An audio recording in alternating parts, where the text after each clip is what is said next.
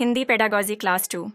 Like share subscribe आप कर दीजिएगा। पहला क्वेश्चन है, राष्ट्रीय शिक्षा नीति 2020 के अनुसार निम्नलिखित में से भारत सरकार की कौन सी पहल, यानी गवर्नमेंट की कौन सी स्कीम है, कौन सा इनिशिएटिव है, कौन सी पहल है, इस बात पर बल देती है कि विद्यार्थी अधिकांश रूप से प्रमुख भारतीय भाषाओं की उल्लेखनीय एकता के बारे में जानेंगे। हिंदी पेडागॉजी, इंग्लिश पेडागॉजी दोनों में क्वेश्चन पूछा जा चुका है, सामने आपके आंसर है। तो ये थर्ड नहीं है, सर्व शिक्षा अभियान नहीं है। सर्व शिक्षा अभियान एक पहल थी, 2001 के अराउंड शुरू हुई थी और SSA बोलते हैं इसको। और जो यूनिवर्सलाइजेशन ऑफ एलिमेंट्री एजुकेशन के तहत ये बात शुरू की गई थी, यानी शिक्षा के सार्वभौमिकरण की बात की जाती है, जहाँ पे 6 से 14 वर्ष के बच्चों को हम फ्री एजुकेशन की बात करते हैं। तो वो सब पढ़ें, सब बड़े टाइप के नारे आपने देखे होंगे, बट ये वो नहीं है, क्योंकि यहाँ पे बात कुछ और है। इन्होंने पूछा कौन सी पहल है जो इस बात पर बल देती है कि विद्यार्थी अधिकांश रूप से प्रमुख भारतीय भाषाओं की उल्लेखनीय एकता के बारे में जानेंगे। तो ये भारतीय भाषाओं के बारे में नहीं था, लिटरेसी के बारे में था, साक्षरता के बारे में था, जो सर्व शिक्षा अभियान था। ये आपको ध्यान रखना है, ये भाषाओं की एकता के बारे में नहीं था। तो भारतीय भाषाओं की एकता की अगर हम बात करें, या राज्यों की भी एकता की अगर हम बात करें, हमारी संस्कृति जो एक राज्य से दूसरे राज्य में जो भी विभिन्नताएं हैं, उनको एकता के रूप में हम और आगे लेकर के आ सकें, इस चीज के लिए एक इनिशिएटिव लेकर के आई भारत सरकार, जिसका नाम स्वच्छ भारत अभियान बिल्कुल नहीं है। मतलब ये डिफरेंट स्कीम है जिसका नाम सिंपल है एक भारत श्रेष्ठ भारत, क्योंकि भारत की एकता की बात हो रही है, चाहे वो भाषा के आधार पे हो, खाने के आधार पे हो, त्योहारों के आधार पे हो। और इसमें क्या हुआ है, कई राज्यों को एक साथ कोलैबोरेट करने को भी कहा गया है कि अगर हम देखें तो अगर कोई नॉर्दर्न स्टेट है, उत्तर भारत का कोई राज्य है जैसे पंजाब, तो उसको साथ में जोड़ दिया गया, एक पेयर बना दिया गया आंध्र प्रदेश के साथ, या दिल्ली है तो सिक्किम के साथ पेयरिंग कर दी गई। तो इस तरह से अलग अलग स्टेट को, मान लीजिए जो बिल्कुल जहाँ पे बहुत ज्यादा विभिन्नता देखने को मिलती है, दो राज्यों को एक साथ ला करके, ताकि वहां के लोग, भारत एक ही है ना, तो यूनिटी इन डाइवर्सिटी की जब हम बात करते हैं, यानी विभिन्नता में एकता की जब हम बात करते हैं, तो ये जो स्कीम है बहुत हेल्पफुल है, चाहे वो भाषा हो, खाना हो, त्योहार हो, डांस हो, गाना हो, व्हाटएवर। तो एक भारत श्रेष्ठ भारत यहाँ पे आंसर हो जाएगा कि प्रमुख भारतीय भाषाओं की उल्लेखनीय एकता के बारे में जानेंगे बच्चे कहाँ, एक भारत श्रेष्ठ भारत की स्कीम से। ठीक है, डिजिटल इंडिया जो है, लोग डिजिटली आए, अलग अलग प्लेटफॉर्म पे भारतीय भाषाओं को भी इन्वॉल्व किया जाए, ये सारी बातें, डिजिटल इंडिया एक अपने आप में प्रोग्राम है, बट वो डिजिटली या डिजिटलाइज करने के लिए है, जो भी चीज़ें हैं या प्रक्रियाएं हैं उनको, ना कि भाषाओं की एकता के लिए। तो भाषाओं की एकता की, या हम विभिन्नता की बात कर रहे हैं, सांस्कृतिक विभिन्नता की, इनको सबको एक साथ लाने के लिए एक भारत श्रेष्ठ भारत जो आपका इनिशिएटिव है वो काम में आएगा। सिंपल बात।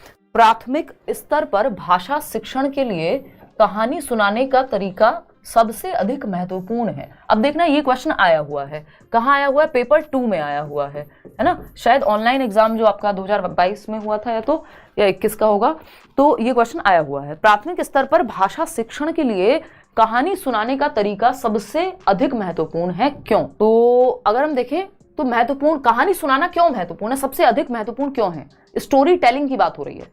ये मेथड अपने आप में सबसे पुराना मेथड है, स्टोरी टेलिंग, कि स्टोरी सुना करके आप बच्चों को सिखा रहे हैं, या हम कई बार बहुत बातें करते हैं किससे सुना रहे हैं मान लीजिए, तो वो बहुत इफेक्टिव माना जाता है। ये मेथड अपने आप में बहुत ही महत्वपूर्ण माना जाता है, प्राइमरी लेवल पे तो और ज्यादा, या सबसे महत्वपूर्ण। आखिर ऐसा क्यों? आपने दादी नानी की कहानियां सुनी ही होंगी, तो ऐसा क्यों होता है? क्योंकि यह एकीकृत भाषा कौशल विकसित करने के लिए उपयोगी है, यानी इंटीग्रेटेड लैंग्वेज स्किल्स। जो अगर हम भाषा कौशलों की बात करें तो लिसनिंग, स्पीकिंग, रीडिंग, राइटिंग, जिसको हम हिंदी में सुबो पाली कह देते हैं, सुनना, बोलना, पढ़ना, लिखना, है ना। तो ये सारे जो कौशल हैं, इनको इंटीग्रेटेड वे में आप सीख पाते हैं जब आप कहानी की बात करते हैं, तो है ना। तो कहानी सुनाना क्यों महत्वपूर्ण हो जाता है? बच्चा कल्पना भी करेगा, बच्चा सुनेगा भी तो समझेगा भी, फिर लिखना, सुन करके लिखने को भी आप कह सकते हैं उसको, फिर पढ़ने को भी आप कह सकते हैं, है ना। तो इसमें ऑलमोस्ट चारों कौशल जो हैं आपके, वो एकीकृत रूप में विकसित हो सकते हैं अगर स्कूल में यूज किया जाए तो, और अगर घर में यूज कर रहे हैं तो सुनना बोलना तो एटलीस्ट बेहतर होगा ही। और उसकी जो कल्पना करने की क्षमता है, वो इमेजिन करते हो ना आप, जैसे जैसे आपको कोई अच्छी स्टोरी टेलिंग अगर जिसकी होती है, तो वो ऐसी कहानी आपको सुनाएगा कि जैसे आपके दिमाग में चीजें इमेजिन होने लग जाएंगी, है ना।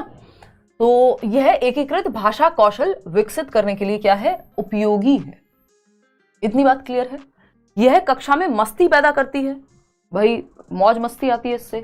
तो मौज मस्ती या जो इंजॉयमेंट है वो सेकेंडरी चीज है यहाँ पे। ऐसा नहीं है सिर्फ मौज मस्ती के लिए स्टोरी टेलिंग को हम यूज करते हैं। ठीक, यह काल्पनिक संसार में ले जाती है, हमें कल्पनाओं के संसार में ले जाती है। अब कई लोगों को अभी मैंने बात जो डिस्कस की उनको लगा होगा हाँ हाँ कल्पनाओं के संसार में तो ले जाती है, लेकिन मेन जो मुद्दा है वो ये थोड़ी है कि कल्पनाओं के संसार में ले जाना। उन कल्पनाओं के संसार में जाकर के आपकी जो बाकी स्किल्स डेवलप हो रही हैं वो महत्वपूर्ण है।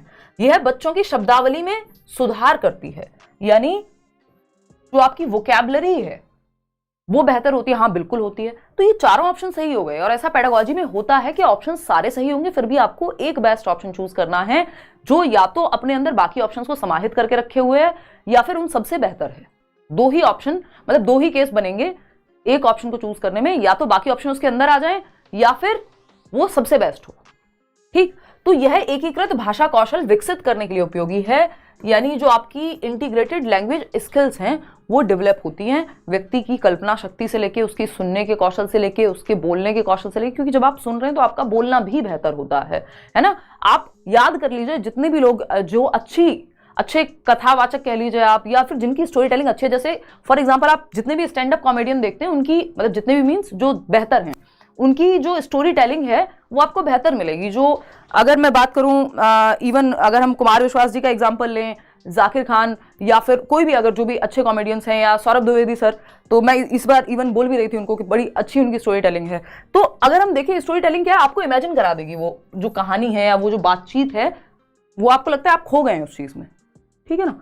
तो ये सारी चीजें सिर्फ मस्ती पैदा नहीं, सिर्फ काल्पनिक संसार में ले जाना उद्देश्य नहीं है, सिर्फ शब्दावली बढ़ाना उद्देश्य नहीं है, ये सब है। और इसके साथ साथ जो आपके भाषा कौशल है वो सब विकसित होंगे एक साथ एक यूनिट के रूप में। क्वेश्चन नंबर 3 क्या कहता है, निम्नलिखित में कौन सा वाक्य अधिगम के रचनात्मक वर्षों में भाषा विकास और अकादमिक दक्षताओं के लिए सबसे उपयुक्त है।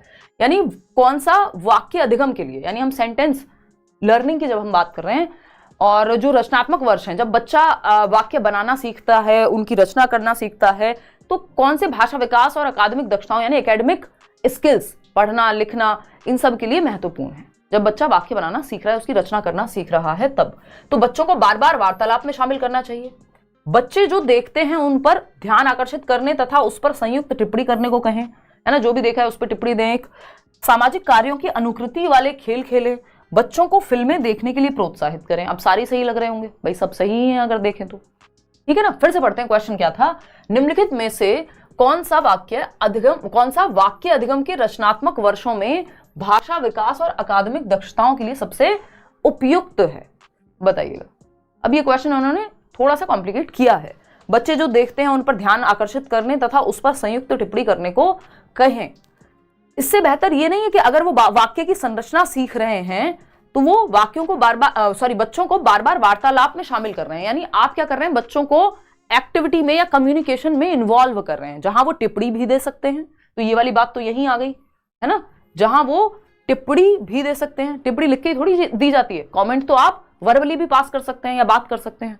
ठीक है ना। तो बच्चों को बार बार वार्तालाप में शामिल करें, तो इससे क्या होगा, सबसे ज्यादा एक्टिव होगा बच्चा, सबसे ज्यादा सक्रिय बाकी के तीनों ऑप्शंस के हिसाब से यहीं पे होगा, या मुकाबले जो है in comparison of other 3 options सबसे ज्यादा एक्टिव बच्चा फर्स्ट ऑप्शन में होगा, है ना। तो सेकंड नहीं होगा, क्योंकि वहां पे अकादमिक लिखा हुआ था, तो हमने मान लिया कि भैया टिप्पणी करना ही सही होगा। और टिप्पणी करने का मतलब सिर्फ लिखना नहीं है, बोल करके भी टिप्पणी की जा सकती है।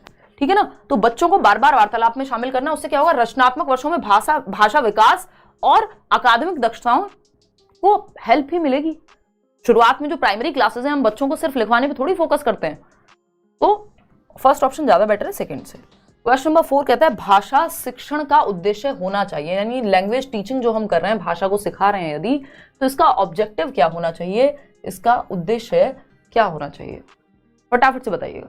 भाषा शिक्षण का क्या उद्देश्य होना चाहिए, विद्यार्थियों को अकादमिक वार्तालाप कौशल में सक्षम बनाना, यानी सिर्फ अकादमिक वार्तालाप में, यानी सिर्फ वही बातें करें जो क्लास में वो पढ़ रहे हैं, नहीं, ओवरऑल बातें करना जरूरी है, फिर वो एकेडमिक्स में भी हेल्प कर देंगी, जो अभी लास्ट क्वेश्चन में भी हमने देखा था। ठीक है ना, इतनी बात क्लियर है। फिर आते हैं सेकंड पे, विद्यार्थियों को सभी स्थितियों में अर्थपूर्ण ढंग से, मीनिंगफुल तरीके से प्रतिक्रिया करने में सक्षम बनाना, चाहे वो स्थिति अकादमिक हो, सामाजिक हो, कुछ भी हो। विद्यार्थियों को सवालों, क्योंकि हमें एकेडमिक्स को लाइफ से अलग नहीं करना है, ऐसा एनसीएफ कहता है, जीवन से जोड़िए आप बच्चे को, जो भी वो क्लासरूम में सीख रहा है। विद्यार्थियों को सवालों के जवाब देने में सक्षम बनाना, सिर्फ जवाब देने में सक्षम बने, चाहे रट करके दे रहे हो, नहीं। विद्यार्थियों को परीक्षाओं में बेहतर प्रदर्शन करने में सक्षम बनाना, सिर्फ बेहतर प्रदर्शन करना, नंबर लाना हमारा उद्देश्य है, नहीं, वो अपने आप आ जाएंगे। तो अर्थपूर्ण ढंग से सभी स्थितियों में जब वो प्रतिक्रिया देने में सक्षम होंगे तो बेहतर हो जाएगा उनका जो लैंग्वेज लर्निंग है या भाषा अधिगम है। कक्षा की स्थिति का अवलोकन करें, यानी कि ऑब्जर्व करें क्लासरूम को, और प्रयुक्त भाषा शिक्षण के तरीके की पहचान करें कि किस तरीके से भाषा को सिखाया जा रहा है, इसकी पहचान करनी है आपको। फटाफट से बताइए। अध्यापक यानी टीचर कहते हैं, क्या कहते हैं भाई टीचर, यानी कौन सा मेथड यूज हो रहा है, इस पे आपको फोकस करना है फटाफट से पढ़ करके। तो अगर मैं देखूं तो टीचर ने कहा कलम पकड़े हुए, यानी अध्यापक कलम पकड़े हुए, यह एक कलम है, यानी उन्होंने कलम पकड़ के कहा यह एक कलम है, ठीक, 2 बार रिपीट किया, यह एक कलम है।